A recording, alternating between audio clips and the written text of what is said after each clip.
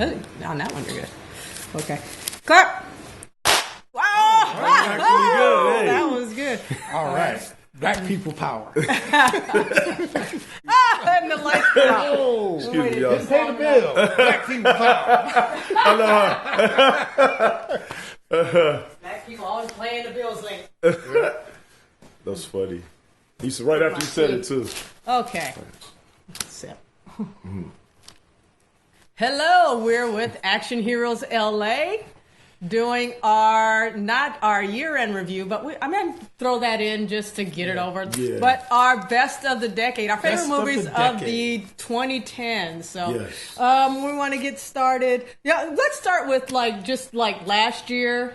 Yeah. Just get over our best of Sure. 2019. I didn't want to do a big thing on that because there weren't really a lot of real standout movies for me last year. You know, there's a lot of them I liked. for me. There's one for you? Yeah. Okay. And there was there were some good movies, but there was just nothing that really blew me away. So my list is Avengers Endgame Right. and Once Upon a Time in Hollywood. Right. And I just saw Us again. I forgot how that was a pretty good movie and stuff. Yeah. The ones that kind of made me think after us seeing the film. So you guys want to throw in from last year that you... Definitely Us is at the top of the list for me. I mean, I guess I'm just a Jordan Peele fan. I like the level of talent and intellect that he puts into his work. And we I like he likes to use a lot of symbols and stuff like that. Yeah. And he likes to try to make a commentary about something. Exactly. In He's his really movie. adept Yeah. at that. And in particular, that was probably the best film I saw last year, the one that really engaged me the most. I like the film that a lot of people probably haven't heard of called The Farewell. I don't know if you guys I've heard of that. heard I about haven't that. seen it. With Yeah. Awkwafina. Yeah. I only saw it because a friend of mine told me about it, and it was playing at one theater out in Burbank. Wow, dude. Yeah, and we went and saw it, and I was surprised because it was really good, and I do recommend it. It's Awkwafina. I don't know much about her I didn't know much about her as an artist, so it made it even better for me because I got to. So it's see her. about a girl, not the bottle of water. No. Okay. No, it's about a girl. That's the actress's name, or that's her stage name, right? it's not. Yeah, it's a girl, comedian, I guess, / media star, and she goes to China to visit her. It's her grandmother, right? Grandmother, yeah, and I don't want to give away too much, but I've heard basically, some. So wait a minute. It's a lighthearted So comedy. it was a female named Awkwafina, and she's Japanese. No. She's not black. She's actually Korean and Chinese. Oh, she's Korean? Yeah, Okay. half Korean. Oh, she's Chinese. Then. Half Okay. Chinese, but in the film she plays a character who's Chinese. Yeah, Koreans are kind of black, so that's why Awkwafina. Don't tell them that. Oh, damn. All right. I also want to mention Dolemite Is My Name was another enjoyable movie from last year. Peter, did you have any your favorite from last year? My favorite from last year was The Hate You Give. That was from the year before, though. Oh, was it? Yeah, you're right. That's That what- was yeah, that Okay, the year okay, before. so Was wait it a really? minute. It seemed like it So- might have So been. that's last what- year. there wasn't a lot. We might be doing the decade. So We're not. We're doing. I'm it's- just getting last year's Predator. first. You lying. You lying. Oh I know no, you not didn't like the that. new Predator. Wait, That how was- old that was We're, 2 we're years talking ago. 2009. Well, last year just wasn't a lot I even wanted to go see, so we didn't see as many movies as we did the year before. Right. And so my list is a lot I enjoyed. Nothing blew me away. You know. Yeah, I agree. Well, I really liked Once Upon a Time in Hollywood, but I would say it's kind of maybe a mediocre Tarantino movie compared to his other films. Which mediocre Tarantino is a lot better than most movies coming out. Yeah, anyway. exactly. I still enjoyed it, but I think we should definitely mention Uncut Jewels. Uncut Gems. Uncut Because we Gems, all yeah. just saw that. 'Cause I know we all enjoyed Well, that's that. the thing. the last year, everything came out like within the last 2 weeks of December, like all the good stuff. So it was just like being able to see a lot of things just didn't happen. And, I know there's a lot of stuff I want to see because it's gotten buzz and everybody's doing their year-end list and what was great. And it's like, oh, now I want to see that and this and that and that. So just wasn't able to catch up. Everybody's releasing their Oscar bait so late. Right. So, but Uncut Gems, we'll get into that. That was a good movie. That was a really good movie. I didn't know if we should. I know we want to do a review on that, but I know we all enjoyed that. I have one more movie, at least one more movie on my list from last year. Hold on one sec, y'all. Sorry. One other movie that I liked was Parasite. Yeah. Did you guys see that? We haven't seen that. See, that's another one I saw that. I highly recommend this film. I've been watching this filmmaker's films for the last maybe 15 years, and he's always good. Was it Orca? No, he did The Host. Okay. He did a film called Memories of Murder. Okay, I'm thinking of some. He did. You might have seen that film he did. That was an American production. It had what's the actress? She always plays crazy characters. She's kind of androgynous. I don't know. You're talking about the Asian chick. She's from she's Saturday white. Night She's Live. British. I'm sorry, y'all. I should come more prepared on that. Yeah, the one that always go, "You looking like a man." That's not even Saturday Night Live. No. Well, to clarify, so people that aren't was Mad confused. TV. Yeah. To clarify, the director of Parasite, the film I'm talking about, he did a film, and it was these people in the future, and they're on this train that just continues to go around the world. I've heard of that, but I haven't seen it. It's on Netflix too, I think. I think so. Yeah. And I mean, every film he's done, I thought was really good. Okay. And this was... And yet another one from a list last year. They all came out in the last 2 weeks, or they were such like small releases that you're finding where they were playing, even L.A. would have been something to search for. So let's get into our best of the decade, the 2010s. Yes. Anybody want to pull out what Hamilton's raring to go? Yeah. You guys are on your list. This is one we've been talking about for a while. Right, we're all looking at lists right now. The top of my list for the last 10 years, the film I would say I enjoyed the most, or one of the films I enjoyed the most, was Shutter Island. Did you all see that? No. With Leonardo DiCaprio. That's a Martin Scorsese film. I saw it like at my friend's house a year or two after it came out, and I was just like, at first I didn't even really get it. I had to go back and watch this movie. I mean, I enjoyed it, but then I saw it again, and it really like solidified. Wow, this film is really interesting. He does interesting things with the narrative where. It starts out and it's about a detective, and he has to go to a mental hospital to investigate some person he's been hired to recover, to find if they turned up missing or something. And there's little things in the narrative that just don't add up, that don't make sense, and you're like, "What was that?" Right in front of you, like things happen, and you're it's part of the overall story. I don't want to give you. It kind of comes together at the end. It makes sense. Kind of one of those things. You're like, what the hell? And then at the end, you're like, oh. I really personally found that film interesting because I'm embarrassed to say this. I was seeing a therapist at the time, and it was one. That. No, well, I mean, it was one of those things where I could take a lot of the stuff in that movie and use it to articulate, ideas that I was trying to express to my therapist because.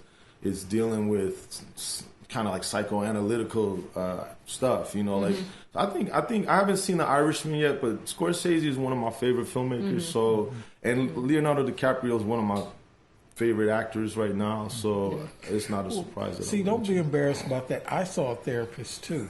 She had it. So what, Peter? Getting back to movies from the 2010s. Do you have one you want to bring up, or you're like, you want me to? Well, you know what? All of the comic book movies I loved. All right. Okay. Like there were no bad ones. What were the best? What's the best comic book movie you saw from the 2010s? Because you know what? I would still have to say it's Endgame. Because Avengers Endgame. I went in totally as a virgin. I didn't know anything that was going to happen,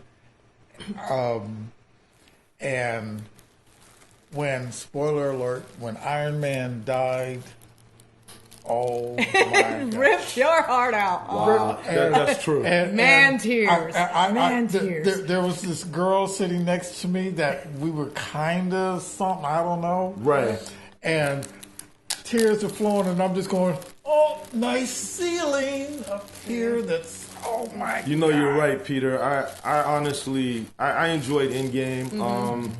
You know, I really enjoyed seeing the Avengers, the first Avengers movie. I personally got excited when the music came on, and you know, and then like, oh man, this is so cool. But just seeing all the progression over the years, and then to have Endgame last year. I think that was I think why like Endgame was such a hit for me, for one of my favorites from last year, is because just them completing that arc and tying those movies together so successfully was so impressive. I agree. I think they did it really well. And like you said, I mean, they even killed off some of the characters, which I don't think any of us were expecting that. I wasn't, you know. So kind of was, but that's not Iron Man. Huh? Yeah, no, exactly, because I heard about some contract negotiations. That's what I heard. Some people's contract was up. I was like, yep, I wouldn't be surprised. I didn't think about that. I thought Captain America was going to die. That's what everybody thought too. Yeah.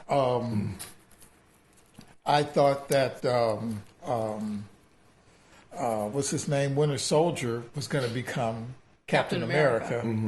And then when Iron Man died, that just ripped my heart out. Just totally ripped my heart out. But I thought it was a well-made film. Yeah. It and maybe I'm only saying this because I've seen all of the movies back to Iron Man. Okay. But it seemed that each of these movies could have been a standalone. Yeah, they were. Yeah, which is why they was really good. Yeah, they were standalones, but they had they all had something to tie them all together, like a through line. That's what's really you know. But now something that there was this one movie, Batman versus Superman, that I wanted to see. And I was going to go, I think it was a Friday morning, I was going to go, and that was going to be it. Well, a lot of the sports stations that I listened to, they trashed that movie like it was no tomorrow. So I didn't go see it. I did not see Batman versus Superman or Dawn of Justice until it came out on DVD. And I just said, I'll just get it and watch it. Right. I absolutely love that movie. That's interesting that you say that, because I saw it before I had read any reviews, and I liked it. I liked it a lot, and I was surprised to see so many negative reviews, but I just attributed it to the fact that I'm not a full-on diehard comic book person. But I mean, I liked it. I liked a lot of things about it, but I understood the criticisms too. I don't know all of the criticisms. I just knew that all I heard was it was bad. It wasn't a good movie. I didn't hear any details. I think people were talking about they were saying the narrative was kind of disjointed, and I think to some extent it was. I had to go back and watch the Superman movie that came out before that movie, and that movie for me, I had a lot of problems with that movie. And then this movie was a continuation from where that movie left off. But there were some disjointed aspects for me. And like, you know, but I just, like I said, I attributed it to, I don't know all the lore. I don't know all the backstories of all the characters and stuff. So I actually was sitting next to someone who was telling me a lot of stuff as the movie was unfolding. So I just enjoyed it from a visceral perspective. Like I went to be entertained, and it was entertaining. But you know, I think people who are diehard comic book people, they have a really high bar, a really high level of expectation of what they want to see. And I think that's been the problem for DC, is like DC, they want to establish themselves apart from Marvel, but everyone is almost expecting them to do the same thing Marvel is doing. I think you know. I think the biggest criticism is people seem to think DC movies are too dark or something. But I mean, well, I think that's fine with Batman, but a character like Superman, I don't think should be dark. Right. It just doesn't work as a dark character, and Right. stuff like that. So, but anyway, but going for comic book movies, I thought the best comic book movie, I have two, would have been Captain America: Civil War. You know, I just thought, I remember I tried watching it one time. I didn't see it in the theater either, and I fell asleep. And I was like, this is trash. Come on.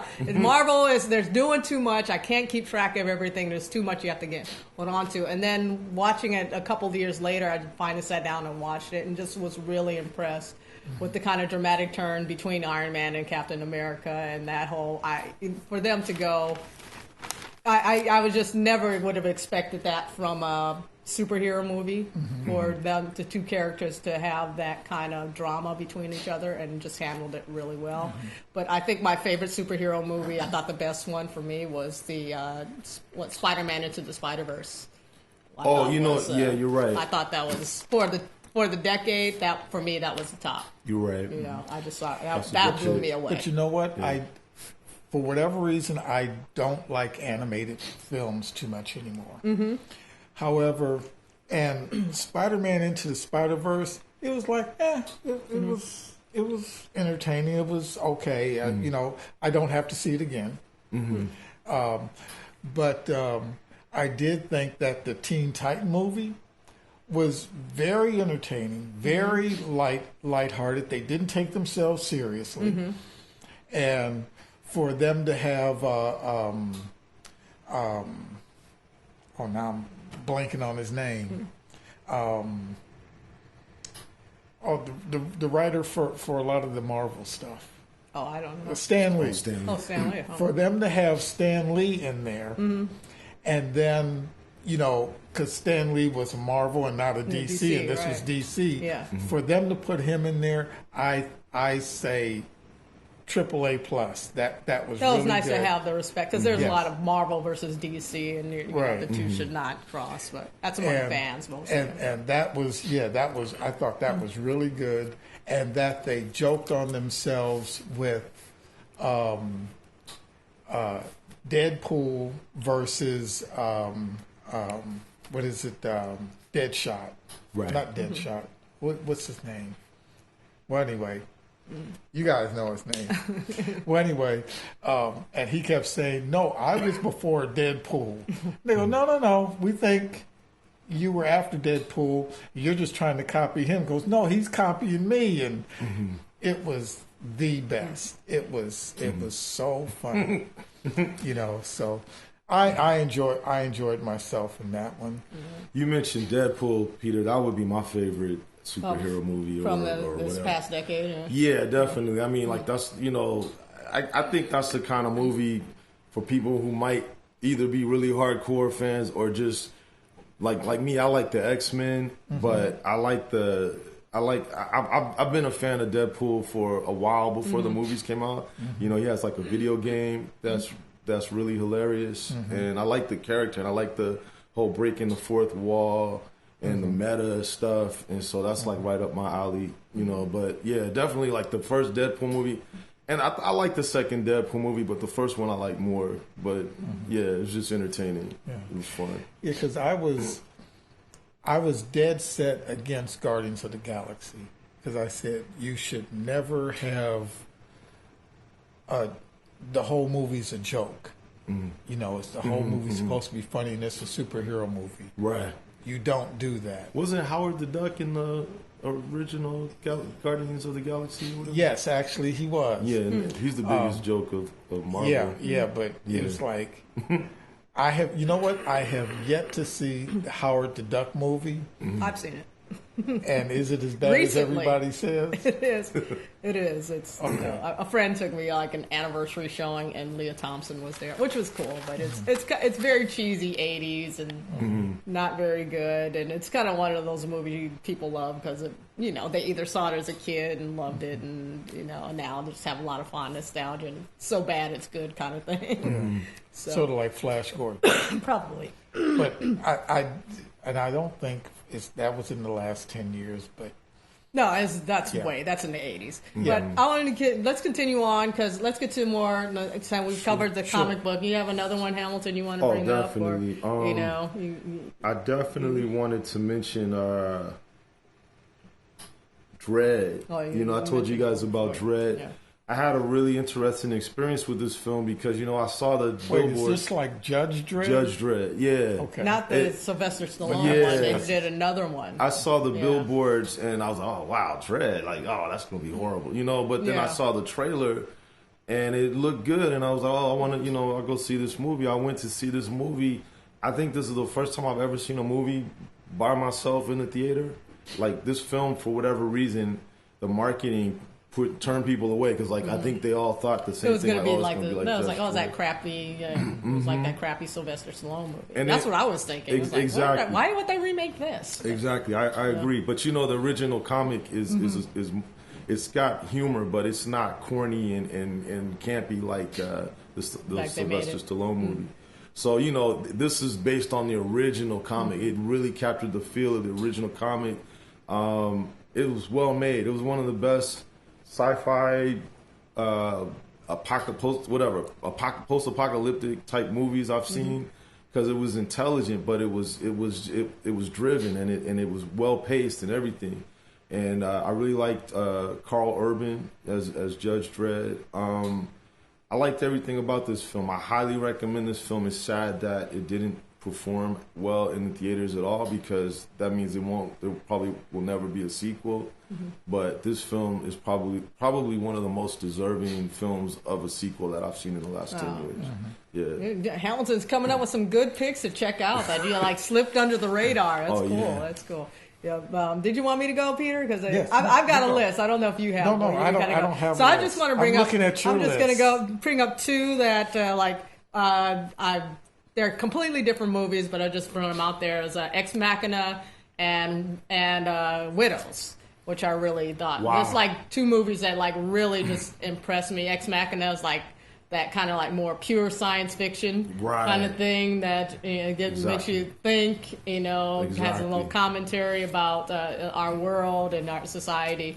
Exactly. Really, really well made movie. Check it out. Widows was another just a caper drama, just great acting performances. Another one that had a lot of layers to it that made you think and stuff. And I think that remember what I said, it's a grown up movie, and I've tried to show it to people, and they've fallen asleep on it. So, I've seen it. I saw it. I know we saw it together. Yeah, okay, so I think you had seen it before I did, and took me and stuff. But you got to see this movie. I think I really miss Widows because I heard mixed things, and I didn't go see it, but I did see Ex Machina. Ex Machina. And I totally agree. Yeah, it's on my list. Yeah, that's one of the best films of the last. Anything from my list that you're gonna throw? You want to throw in there? I liked.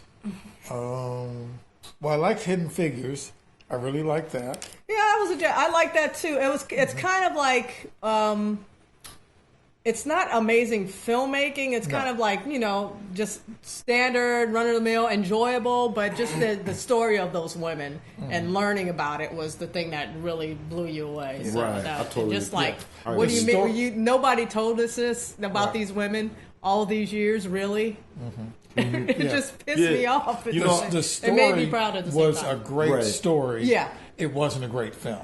Yeah. But I like when you guys say that because my whole my belief is that films don't have to be great for me personally to really love them or enjoy them. Right. I just feel like Hollywood, please give us more good stories, you know, and stick to the story. And and that's what I'm looking for in a movie. I want to be entertained, and I thought that film was entertaining, and it was, like you said, it was informative. It was a story that needed to be told, right? So decades I agree. ago, right. More people need to know about this, So you have another? You want to go on your next one on the list? And my next one would be. Actually, it was Ex Machina. No, Ex Machina was your next one. Did you have any further things you wanted to say about that one? I mean, it was funny because I thought it would be good, but I didn't know it would be as good as it was, and so it was really a pleasant surprise. I saw it with a group of people, and none of us. A lot of the people hadn't even heard of the film. and everyone enjoyed it. So it was like one of those things where it was like, I love science fiction. I've always loved science fiction from an early age, and I've been of the opinion for a long time that there aren't too many great science fiction films. Yeah, we get a lot of science fantasy, but kind of like that. This was an intelligent science fiction movie that didn't try too hard, and it did well at entertaining and captivating you at the same time with these ideas. So, one movie I really want to recommend people check out, and it's weird because the timing of when it was released, I think, is why it didn't do better. It was a film called Extremely Loud and Incredibly Close. I've heard of that. You guys heard of that? Was it Tom Hanks in that? Tom Hanks was in it. It was slated for like a November release, and then for whatever reason, the studio set it back to January, which is like the kiss of death for any movie. That's usually a sign it's like the movie's not too good. They dump it in January, but it's really good. It's about a kid whose father dies in 9/11, and he's trying to he's on this journey to understand some things about his dad that he and his dad were really close, and his dad suddenly died, and it's touching. But it's like the performance by this kid. I forget his name. He's an actor. I don't know if he'll ever be in films again, but he's really talented. I can't say enough good things about this film. I've watched it a few times now. Wow. And no, it's not a bad film. I don't know why it was set back. I thought, and the fact that no one knows about it really, and no one talks about it. And it's a Tom Hanks movie. Yeah, and exactly. It's like, I'm not. Exactly. You would think it would be like a more like one of the biggest stars going in the last few decades. Yeah. And to him, something slipped through from him. Exactly. So, now, the remaining on my list for the best of the decade, I could almost interchange. Like at any moment, they could be my favorite. So, but I'm just going to throw out Moonlight because I just that movie blew me away. It was just so impressive. I thought it was a story that needed to be told that you don't see. Right. And just I bring it. I wouldn't consider it my favorite movie of the decade, but it's one that just, it's gotten won the Oscar, it's gotten a lot of buzz and stuff like that. I don't know if it's another grown-up movie, so I don't know if a lot of people would be comfortable sitting through it, but I was just so impressed with that movie. So. But see, now there was one movie that I thought would be good. You definitely have to go and put your big boy pants on for this. But Bad Times at the El Royale. Yeah, I forgot about that. Yeah, Bad Times at the El Royale is another. See, wow. Yeah, that one it was a smart movie. You can tell it's just some intelligence behind it. It was well crafted. It was a bit of a Tarantino kind of. Yeah. I didn't find it too much of a Tarantino. No, it was original enough. Influenced. It was where that line between influence and ripping someone off. This was influence. And it was structured like a Tarantino film, but it's totally different, a unique voice. I forget the writer's name, Drew Good, something like that. I forget his. I forget. I know he does some TV too, and some really good TV shows. The second time Drew I saw it, Mm-hmm. I went specifically to see, did Tarantino do this? Because the camera angles and the way the story was told, and then retold, was telling it from different perspectives and all that. And it was just like, wow. That's another movie you saw it and you're like, oh, you got to go see this. I want to go see it again. I'm like, really? Okay. Right. I'm very impressed with that movie too. Right. Yeah. Yeah, I definitely thought he was influenced by Tarantino, but I've seen a lot of filmmakers who have copied Tarantino. But we're at a point where I don't think it's weird that filmmakers should be influenced by someone like Tarantino. He's been around like 30 years. Yeah. And I agree. The style of the storytelling, I thought Drew Goddard handled it well. So yeah, I enjoyed it. I liked it. I thought it was good. Yeah. Well, you see, I don't mind. I mind a copycat.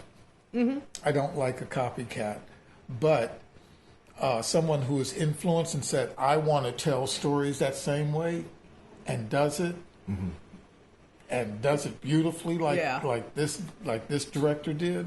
Yeah, I felt it was like I felt like he was doing like I want to borrow Tarantino's structures that he uses, but to tell my own story. Right. So I didn't feel I thought it was unique enough, and it was so smart and so much fun that I really enjoyed it. And I'm trying to see what my camera's saying there. It's clicking off, so I'm gonna take a break. Okay. Maybe we come to a part 2, part 1, part 2, Yeah. or like, all right, we're gonna we'll do this. This is part 1 of our Part best one. of the decade. We'll be coming right back with our part 2. Part 2.